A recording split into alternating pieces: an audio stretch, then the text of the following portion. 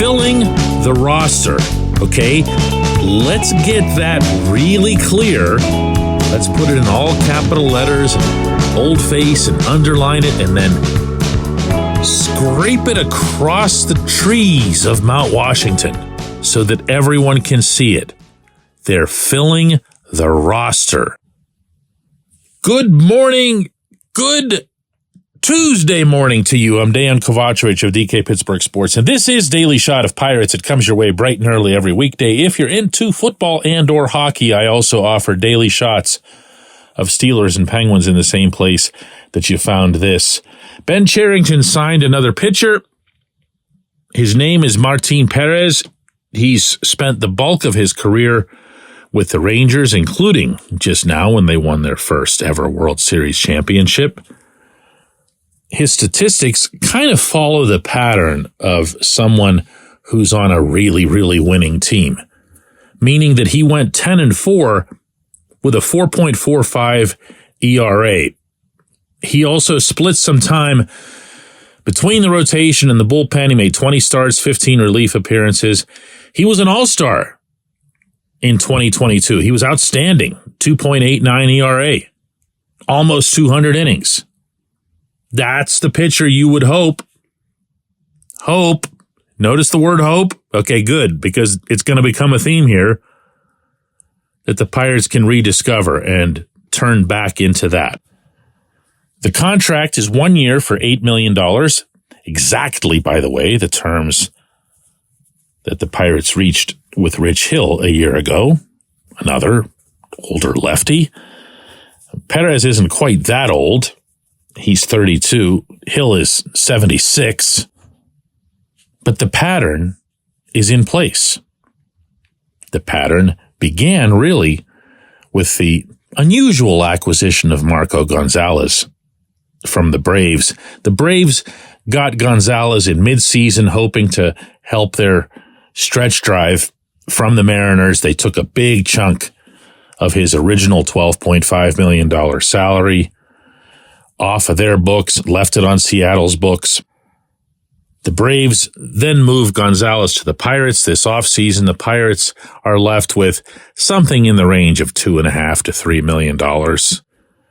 And that is if Gonzalez can overcome a nerve injury. Nerve injuries are very, very rarely overcome in baseball. And in the majors, it's close to infinitesimal. But they're hoping, they hope, there it is again, that Gonzalez can be somehow healed and set the new standard for how these procedures can help a pitcher proceed, continue his career. And within that, you now have both Perez and Gonzalez, who the Pirates hope will be able to be set right as pitchers by Oscar Marin. Have you had enough hope yet in this discussion? That's what they're doing. That's what they're doing.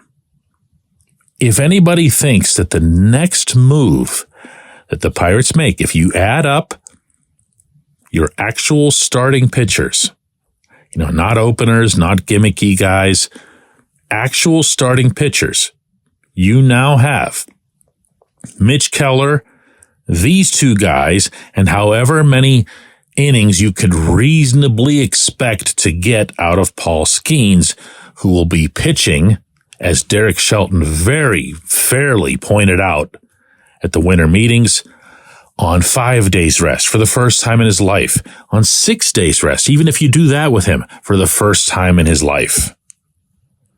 It's not as simple as saying, here you are at LSU, kid, now you're going to the majors because you can throw 102 miles an hour and get college hitters out.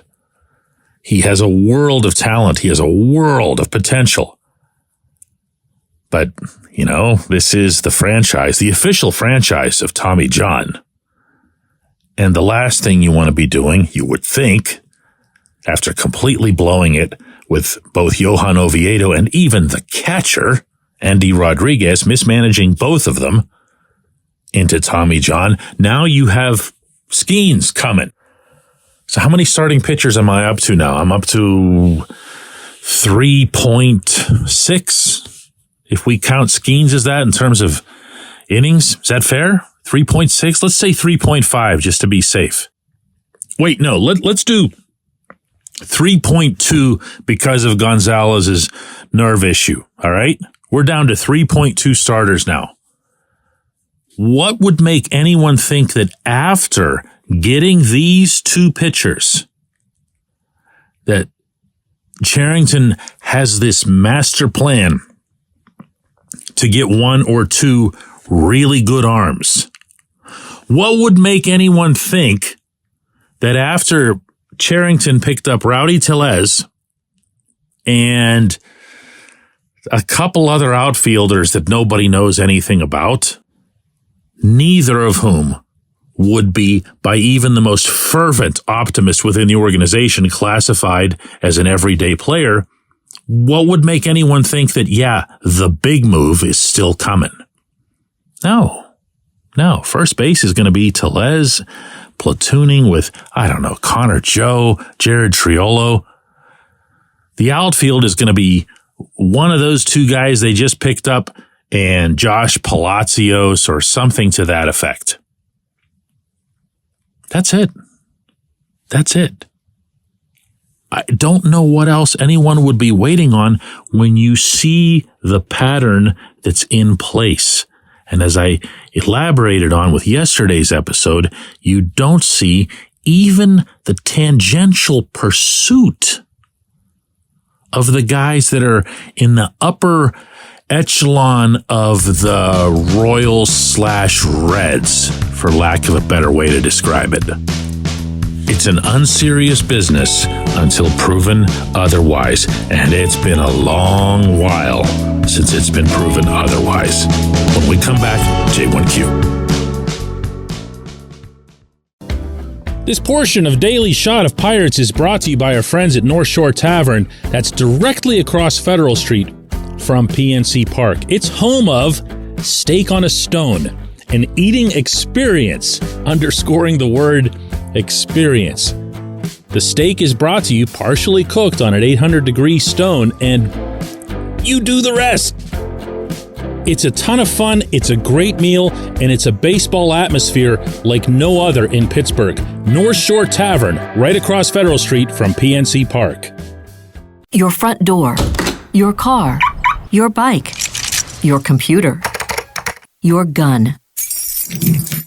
Safety is a habit. Every day you lock and secure your home and everything you want to keep safe. Gun safety and responsible storage are no different and the best way to help prevent accidents, misuse, and theft. If you have a firearm, own it, respect it, and secure it. Visit ProjectChildSafe.org. Brought to you by the National Shooting Sports Foundation and the Bureau of Justice Assistance.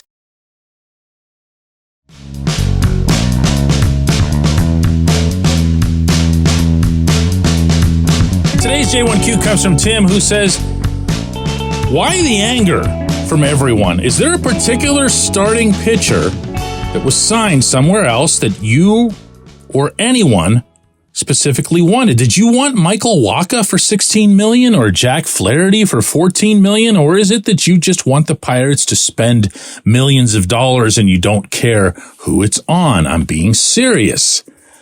All right, Tim, I'll give you an answer right back. But I'm only going to be speaking for myself, not the big, broader everybody that you seemed to be addressing there.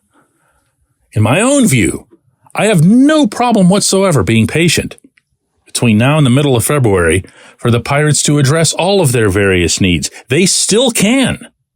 If you've looked at the overall free agent market, like 3/4 of it is still sitting out there. And they can still go and be active and aggressive. I feel, however, that at this point, almost at Christmas, we would have seen, heard, read, even felt if they'd be taking that posture in any direction, and they aren't. The Pirates don't come up in any conversation regarding any player. And unlike the trade deadline, and from here I can speak with experience, reporters do find these things out. When it comes to trades, it's GM communicating directly with GM. Only 2 people on the planet have to know about a given trade before it gets pulled off. Really, really easy to keep a secret. And if you go back over the Pirates' own history over the past couple decades, you'll see that most of their trades hit everyone like a ton of rocks. Not so with free agency. Everybody knows. You know why? Because agents know, and agents communicate with each other. Not always, but occasionally. So I have found in my own past, in dealing with agents, that I can ask them about a certain player that they don't represent, and they'll say, oh yeah, that guy is getting feels from this team, and this team. And you'll be able to put something together because you talk to another agent and you'll find that cross-references, and it seems that much more reasonable. Agents, as part of their job, have to build up a market for their player. The more they can share about which teams are in the mix, the better that market is. Stands to reason, right? The more they keep it a secret, the more damage they do to their client's potential price. And the Pirates don't come up anywhere. That's not because Ben Cherington's doing an awesome job of keeping it hush-hush. It's because it's not happening. So if you want to throw examples this way and say Waka and Flaherty and whoever else, there have been a handful, and say why, who out of those guys did you want for that price? I've got 2 responses for you. One is the one that I just gave you, which is it would be nice if they were at least in on something so you'd have some inclination that they're interested in getting better.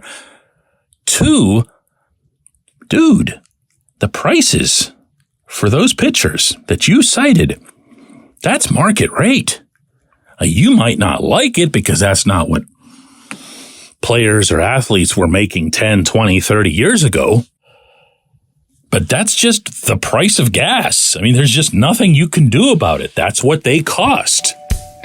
If you want to wait around until they all come down to what you think they should cost, you'll be waiting around with a big bag of Bailey Falters. I appreciate the question. I appreciate everybody listening to Daily Shot of Pirates. We'll do another one of these tomorrow.